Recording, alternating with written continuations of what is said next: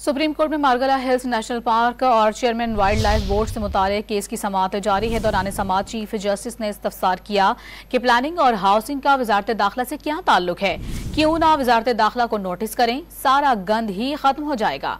मजीद बात करेंगे, don news के नुमाइंदे अब्दुल्ला मोहम्मद हमारे साथ मौजूद हैं। अब्दुल्ला, बताएगा इस समाअत में मजीद क्या कुछ हुआ?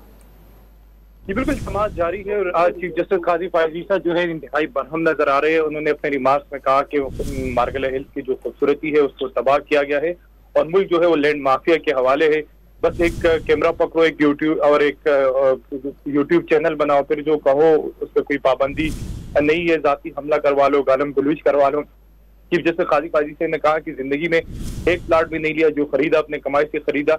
और इसके साथ साथ चीफ जस्टिस काजी फायज ईसा ने कहा कि चीफ जस्टिस काजी फायज ईसा को जान से मारने की धमकियां जो है वो कौन से इज़हार राय में आती है।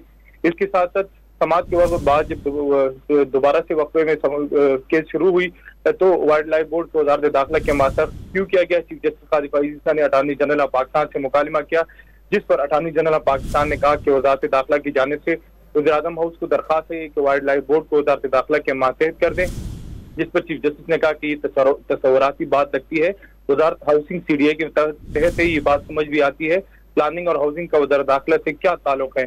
जिस पर चीफ जस्टिस काजी फायज ईसा ने ये भी कहा कि हम तो कह रहे हैं कि CDA को भी वजारत दाखिला से निकाल है, अगर ऐसी बात है तो वजारत तालीम को वजारत रेलवे में डाल दे, क्यों न वजारत दाखिला को नोटिस करे, सारा गंद ही खत्म हो जाएगा। चीफ जस्टिस काजी फायज ईसा ने कहा पार्लियामान किससे होता है, पार्लियामान में ऐसे मौजूदात पर बहस क्यों होती है, अगर ऐसा है तो पार्लियामेंट को बंद कर दे। ये मामला पार्लियामेंट का नहीं, आर्टिकल 99 के तहत रूल्स ऑफ बिजनेस है जिससे मामला चलाए जा रहे। अटॉर्नी जनरल ने अदालत को बताया, जिस पर चीफ जस्टिस काजी फायज ईसा ने कहा कि वज़ीर-ए-आज़म पार्लियामेंट में खड़े होकर बात तो कर सकते हैं, कोई ताकतवर तो आया होगा और उसने कहा होगा कि CDA को मेरी वजारत दाखिला के मातहत कर दे।